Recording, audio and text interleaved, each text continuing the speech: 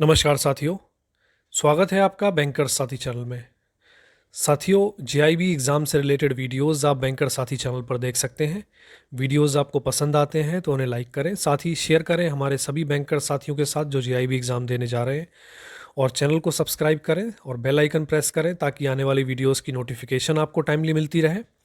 इस वीडियो में हम डिस्कस करेंगे जीआईबी के पेपर 2 की यूनिट 10, जिसका नाम है trial balance, rectification of errors and adjusting and closing entries.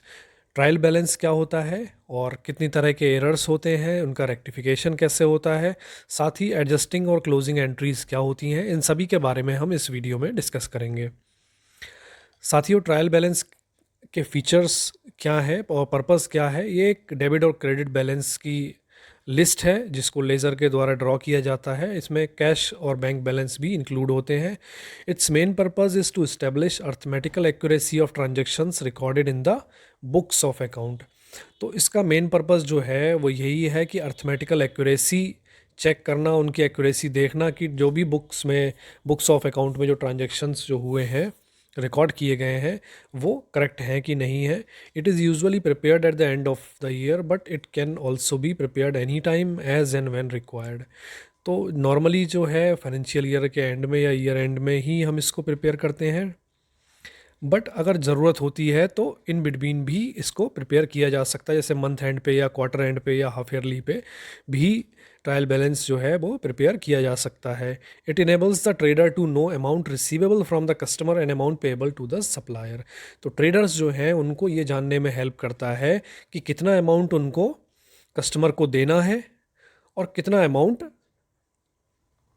Amount जो है वो कस्टमर से लेना है, सॉरी, जो उन्होंने सेल किया है उसके बदले में जो उनके कस्टमर्स हैं उनसे कितना अमाउंट उनको लेना है, रिसीवेबल कितने हैं उनके, और साथ ही कितना अमाउंट उनको सप्लायर्स को पे करना है जिनसे उन्होंने रॉ मटेरियल ख़रीदा है या गुड्स परचेज़ की हैं। It facilitates preparation of final account. तो ये फाइनल अकाउंट प्रिपेयर करने में भी हेल्प करता है। अब ट्रायल बैलेंस साथियों कितने तरह के होते हैं? दो तरह के होते हैं, जिसमें कि है ग्रॉस ट्रायल बैलेंस और नेट ट्रायल बैलेंस। तो ग्रॉस ट्रायल बैलेंस क्या होता है? It is prepared in the following stage. तो ग्रॉस ट्रायल बैलेंस को बनाने के लिए ये स्टेजेस हैं। Take total of debit and credit column में ऑफ ईच लेज़र अकाउंट। तो हर एक लेज़र अकाउंट के डेबिट और क्रेडिट कॉलम लिए जाते हैं। Takes total of receipt and payment of cash book showing separately cash, bank and discount column. और कैश बुक साथ में ली जाती जिसमें कैश, बैंक और डिस्काउंट कॉलम होंगे। Write name of all account as per the ledger and cash, bank and discount account as per cash book into the statement. तो जितने भी अकाउंट हैं वो लेजर और कैश के हिसाब से, और डिस्काउंट अकाउंट जैसे कि जो भी बैंक अकाउंट और डिस्काउंट अकाउंट जो कि कैश बुक में है उसके हिसाब से उसको एंटर करें। Enter the debit and credit total against each of the them. Finally take total of debit and credit column. तो बेसिकली यही है कि इसके जो अलग अलग अकाउंट हैं उनको अलग अलग कॉलम में प्लेस करके फाइनल एक उनका टोटल डेबिट और टोटल क्रेडिट बैलेंस हम निकालते हैं कॉलम में। अब ट्रायल बैलेंस क्या होता है? Net trial balance. Under this trial balance net balance of each amount are drawn and shown in the trial balance. If debit total of an account is more, it will show debit balance, and of the credit balance total of an account is more, it will show the credit balance. अब जो पुराना वाला जो हमने जो पहला जो देखा, जो ग्रॉस ट्रायल बैलेंस है, उसमें हम दोनों एंट्रीज करते हैं। जो दो कॉलम है, एक डेबिट कॉलम है, एक क्रेडिट कॉलम है, उसमें किसी अकाउंट की अगर डेबिट एंट्रीज जो होंगी वो डेबिट साइड में आएंगी, और उस अकाउंट की जो क्रेडिट एंट्रीज हैं वो क्रेडिट साइड में आएंगी। दोनों ही एंट्रीज उसमें प्लेस होंगी। लेकिन जब नेट ट्रायल बैलेंस प्रिपेयर करते हैं उसमें क्या होता है, अगर मान लीजिए किसी अकाउंट में 1,000 रुपये का डेबिट की एंट्री है और 800 रुपये की क्रेडिट की एंट्री है उस टाइम पीरियड के अंदर, तो हम 1,000 डेबिट साइड में लिखें और 800 क्रेडिट साइड में लिखें तो ये तो हो गया ग्रॉस ट्रायल बैलेंस, जब हम निकालेंगे तब होगा। बट अगर हमें नेट ट्रायल बैलेंस निकालना है तो केवल एक एंट्री कर दी जाएगी। जो नेट उनका आ रहा है वो 200 रुपीज़ डेबिट बैलेंस उसमें दिखा दिया जाएगा। 1000 जो डेबिट है माइनस जो क्रेडिट है 800, उसको हटा के एडजस्ट करके 200 रुपीज़ जो नेट डेबिट अमाउंट आ रहा है उतना ही डेबिट साइड में शो कर दिया जाएगा। तो इस तरह से जो ट्रायल बैलेंस तैयार होता है उससे हम नेट ट्रायल बैलेंस कहते हैं। Disagreement of a trial balance. Disagreement of a trial balance may be caused by the wrong totaling or balancing of ledger account. While totaling the figure of subsidy books, there may arise some errors that will cause disagreement of trial balance. Omission to post a ledger balance also causes the disagreement of a trial balance. तो trial balance जो निकालेंगे उसमें disagreement यानी कि उसमें गलती होने की के चांसेस होते हैं या कब होते हैं, वो वही है कि जब हम टोटल करने में टोटलिंग जो हम कर रहे हैं उसमें कुछ एरर हो जाता है या ओमिशन हो जाता है, कोई एंट्री जो है वो पोस्ट करने में उसमें कुछ गड़बड़ी हो जाती है, तब ट्रायल बैलेंस में डिसएग्रीमेंट हो जाता है। अब एरर्स को हम क्लासीफाई करते हैं, कितने तरह के एरर्स इसमें हो सकते हैं। तो errors can be broadly classified into two type, एक तो क्लरिकल एरर हो गए, दूसरे हो गए हमारे प्रिंसिपल एरर्स। तो अब फर्दर जो क्लरिकल एरर्स हैं, क्लरिकल एरर्स जैसे कि नाम शो कर रहा है, यानी कि जो ह्यूमन एरर्स हैं, जो पर्सन कोई काम कर रहा है उसके बाई मिस्टेक, बाई भूल की वजह से कुछ गलत टाइपिंग हो जाती है, कोई एंट्री छूट जाती है, तो वो क्लरिकल एरर्स की कैटेगरी में आते हैं। दूसरा है प्रिंसिपल एरर्स, यानी कि कोई जो जो प्रिंसिपल आप यूज़ कर रहे हैं वही गलत है, यानी कि जो तरीका जो यूज़ किया जा रहा है काउंटिंग का वही अगर गलत है तो फिर तो ऑब्वियसली जो रिज़ल्ट आएंगे वो भी गलत ही आएंगे, यानी कि उनमें एरर्स होंगे। तो क्लरिकल एरर्स को हम तीन कैटेगरीज हैं जिनमें डिवाइड करते हैं: error of omission, error of commission and compensating error. तो एरर ऑफ ओमिशन क्या होता है? अब जैसे कि नाम सजेस्ट कर रहा है इसका ओमिशन, तो ओमिशन का मतलब होता है कि कोई एंट्री ऐसी है जो छूट गई है, रिकॉर्ड होने से रह गई है। Error of omission will occur when a transaction is not recorded in the books of account और omitted by mistake. The error of omission are two types: partial और कंप्लीट। तो अब देखिए, एरर ऑफ ओमिशन जैसे कि हमने discuss किया था अभी, मतलब कोई एंट्री है जो रिकॉर्ड होने से ही छूट गई, पूरी तरह से छूट गई।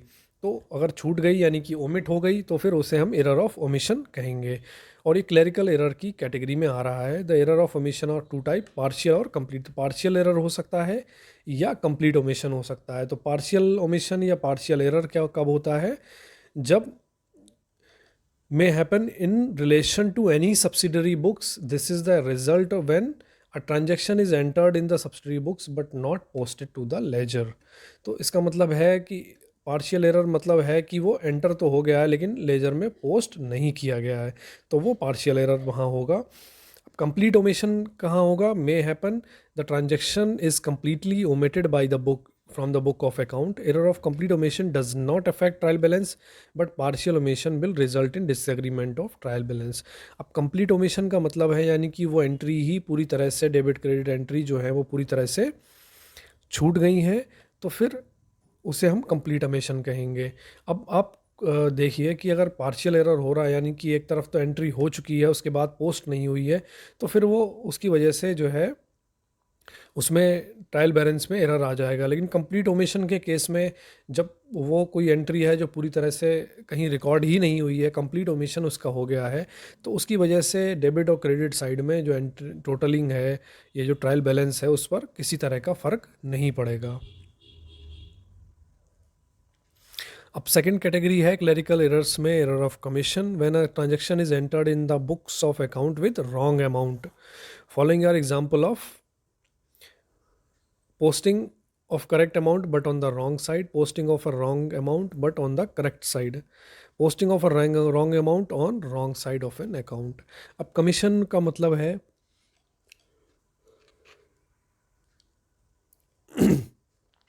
अब एरर ऑफ कमीशन कब कहा जाता है? जब कोई ट्रांजैक्शन है वो एंटर तो हुई है, पूरी तरह से एंटर हुई है, लेकिन गलत अमाउंट से एंटर हुई है, यानी कि जो जितने की होनी थी, 100 रुपये की होनी थी, उसकी बजाय 80 रुपये की हो गई है, या गलत जगह पर हुई है। तो इसके एग्जांपल क्या हो सकते हैं कि अगर रॉन्ग अमाउंट से एंट्री हुई है तो उसके एग्जांपल हो सकते हैं एरर ऑफ कमीशन के: posting of correct amount but on the wrong side, यानी कि 100 रुपये डेबिट साइड में होने थे, क्रेडिट साइड में हो गए हैं पोस्ट, तो वो क्या हो गया? रॉन्ग अमाउंट, मतलब करेक्ट अमाउंट है बट रॉन्ग साइड पोस्ट हो गया।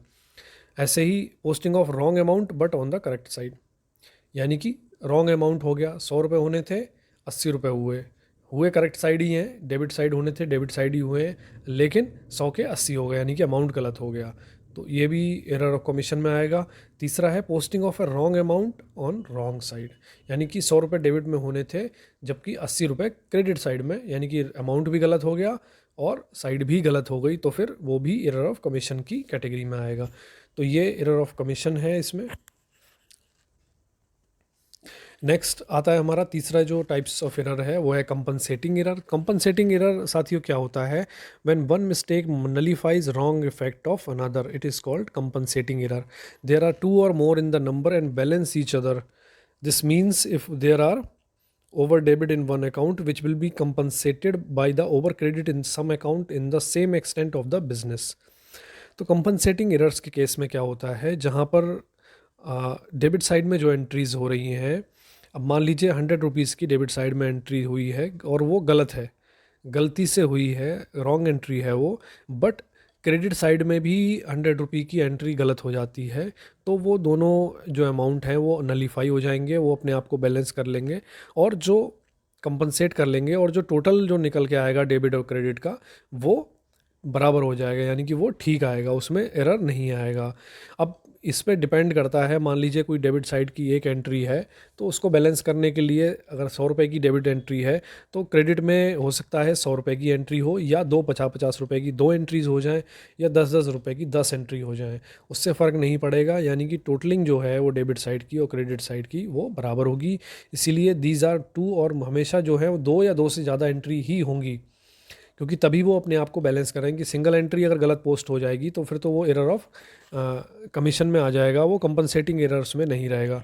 कंपनसेट करने के लिए कोई एक जो गलत एंट्री हुई है उसको कंपनसेट करने के लिए अदर साइड में भी एंट्री होनी ज़रूरी है, और वो उसी अमाउंट की एक एंट्री हो सकती है या मल्टीपल एंट्रीज़ हो सकती हैं अलग अलग अमाउंट की, बट उनका टोटल जो है वो उतना आएगा। This means that if there are over debit in one account which will be compensated by over credit in some account in the same extent of the business। तो जितना अगर डेबिट अमाउंट में अगर ओवर डेबिट हो गया है तो उसको कंपनसेट करने के लिए क्रेडिट साइड में भी उतने ही अमाउंट से जो है क्रेडिट होना ज़रूरी है, ओवर क्रेडिट होना ज़रूरी है। नेक्स्ट आता है साथियों एरर्स ऑफ प्रिंसिपल। अब एरर्स ऑफ प्रिंसिपल तब होता है जब हमारा जो अकाउंटिंग का तरीका है, जो कैलकुलेशन का जो तरीका है वही गलत है, यानी कि this kind of error occurs when the entries are made against the principles of accounting. तो अकाउंटिंग के जो प्रिंसिपल्स हैं, जो ब्रॉड प्रिंसिपल जो एक्सेप्टेड हैं, उनके हिसाब से ना करके अगर हम उन प्रिंसिपल्स को छोड़कर दूसरे तरह से अगर अकाउंटिंग करते हैं, तब जो एरर्स आते हैं वो एरर्स ऑफ प्रिंसिपल की कैटेगरी में आएंगे। अब इतने तरह के जो एरर्स हैं इनका रेक्टिफिकेशन कैसे होगा, रेक्टिफिकेशन ऑफ एरर। तो वन साइड एरर अगर हैं तो these errors only affect only one account, thus these are one sided error when located before preparing trial balance can be rectified by simply correcting the posting। Example, rent paid 90 posted at 900, here rent is debited in the excess, the excess debit of it 110 is to be reversed। अब rectification of error की बात करें तो अगर one sided errors हैं, यानी कि एक सिंगल अकाउंट है उसमें एरर है, एक साइड में है, उसको इफ़ेक्ट कर रहा है, तो अगर उनको लोकेट कर लिया जाता है ट्रायल बैलेंस प्रिपेयर होने से पहले, तो फिर उनको रेक्टिफाई किया जा सकता है उनकी करेक्ट पोस्टिंग करके। यानी कि जैसे कि इसमें एग्जांपल दिया है, अगर कोई रेंट पेड की कोई एंट्री है, वो 90 रुपये की पोस्ट होनी थी लेकिन गलती से 900 रुपये की पोस्ट हो गई, यानी कि एक ज़ीरो एक्स्ट्रा लग गया, तो 900 रुपये की पोस्ट हो गई, तो वहाँ पर रेंट जो है वो एक्सेस डेबिट हो गया। कितने अमाउंट से, 810 अमाउंट से एक्सेस जो डेबिट हो गया है, तो उसको हम ठीक करने के लिए उतने अमाउंट की 810 अमाउंट की जो एंट्री है वो रिवर्स उसमें कर देंगे, तो फिर वो डेबिट बैलेंस जो है वो बराबर हो जाएगा, 90 पे ही आ जाएगा। तो इस तरह से तो हम वन साइडेड एरर्स को रेक्टिफाई कर सकते हैं। अब टू साइडेड एरर्स क्या होते हैं साथियों, दीज एरर्स अफेक्ट टू और more accounts simultaneously, thus these are two sided error, we can rectify them by passing a journal entry giving the correct debit and credit to the accounts. तो जो errors ऐसे होते हैं जो एक से ज़्यादा अकाउंट को, दो या दो से ज़्यादा अकाउंट को एक साथ इफ़ेक्ट करते हैं, उन्हें हम टू साइड एरर्स कहते हैं, और उनको रेक्टिफाई करने के लिए जनरल में एंट्री देनी होती है करेक्ट डेबिट और क्रेडिट अमाउंट की उन अकाउंट्स में। In order to rectify an error, we need to cancel the effect of the wrong debit or credit by reversing it and restore the effect of correct debit and credit.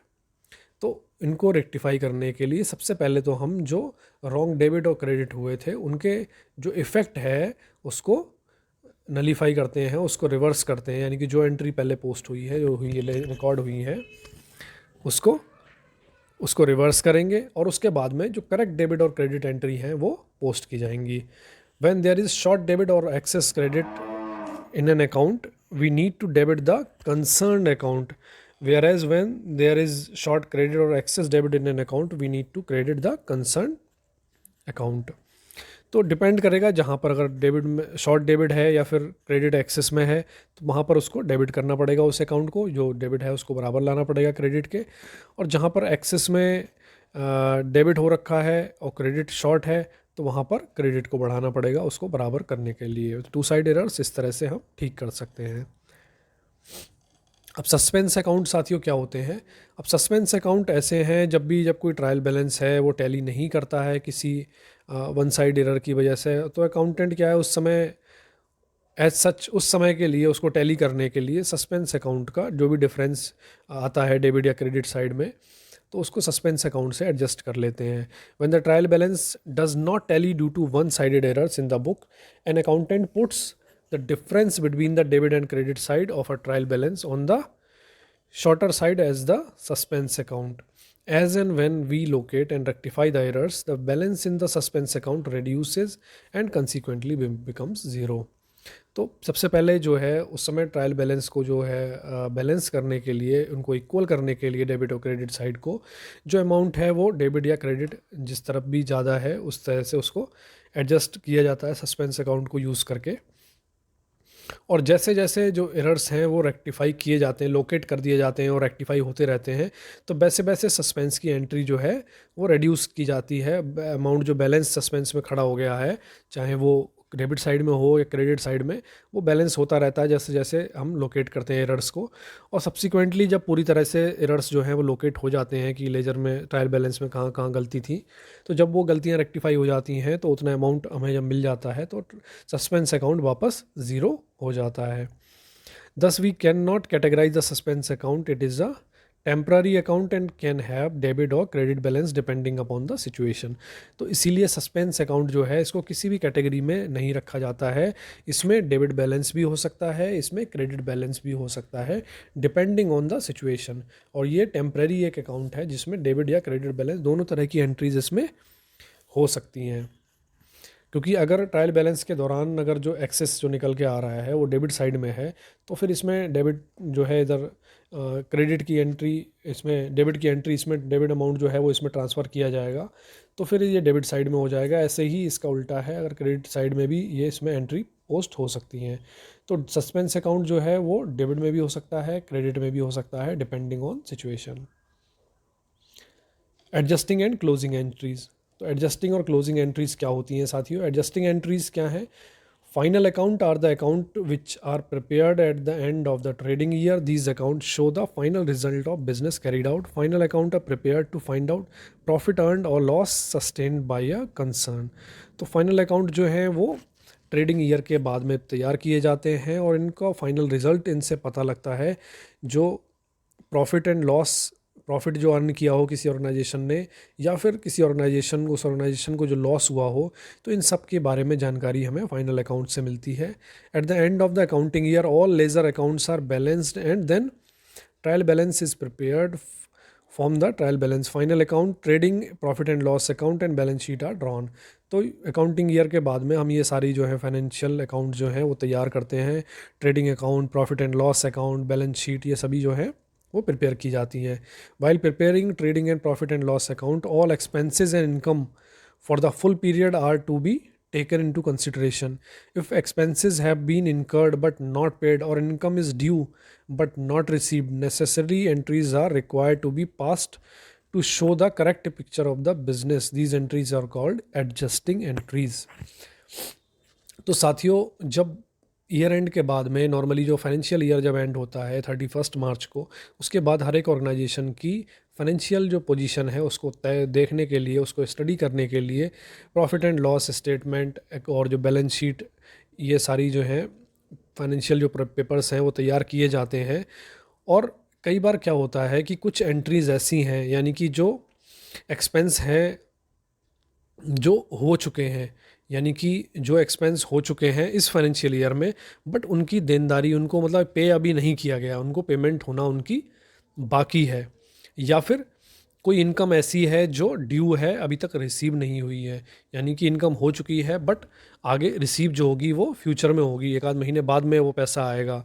ऐसे ही कोई पैसा ऐसा है जो खर्च आज की तारीख में हुआ है बट हमने अभी पे नहीं किया है, यानी कि उसका बिल टाइम पीरियड यही है, बट उसकी जो ड्यू है, डेट जो है पेमेंट की, वो बाद में आएगी, यानी 31 मार्च के बाद आएगी।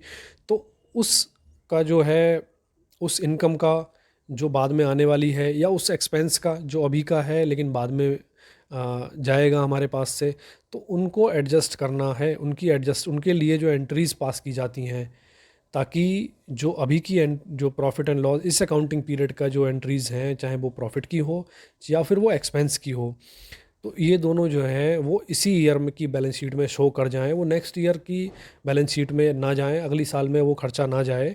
तो उसको शो करने, उसको जो एडजस्ट करने के लिए जो एंट्रीज़ पास की जाती हैं उन्हें हम एडजस्टिंग एंट्रीज़ की जाती कहते हैं।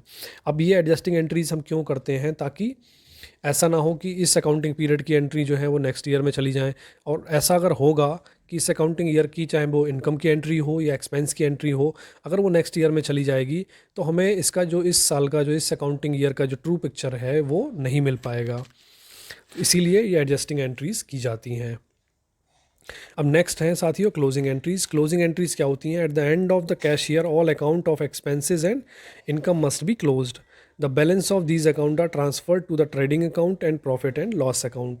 These entries passed to transfer these balances are called closing entries. तो कैश ईयर के जब एंड होता है तो जितने भी एक्सेस जो है, एक्सपेंस और इनकम जो है वो क्लोज करने होते हैं, और जो भी उनमें बैलेंस अगर बचा है कुछ, जो एक्सपेंस का अकाउंट हो या इनकम का अकाउंट हो, वो सभी क्लोज करने होते हैं, और जो भी इन अकाउंट्स में बैलेंस होता है वो ट्रांसफ़र कर दिया जाता है ट्रेडिंग अकाउंट को या प्रॉफिट एंड लॉस अकाउंट को, उनको ट्रांसफ़र कर दिया जाता है। इस जो एंट्री इस दौरान पास की जाती हैं, इनको नलीफाई करने के लिए, इनको ज़ीरो करने के लिए, इनको इनकम इन अकाउंट को क्लोज़ करने के लिए, तो उन एंट्रीज़ को हम क्या कहते हैं? Closing entries. और ये हर एक जो अकाउंटिंग ईयर होगा उसके बाद में ये एंट्रीज़ पास की जाती हैं।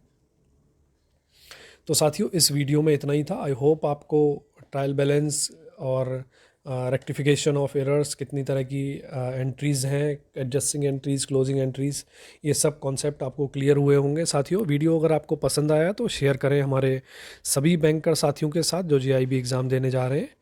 तो मिलते हैं साथियों नेक्स्ट वीडियो में। Thank you.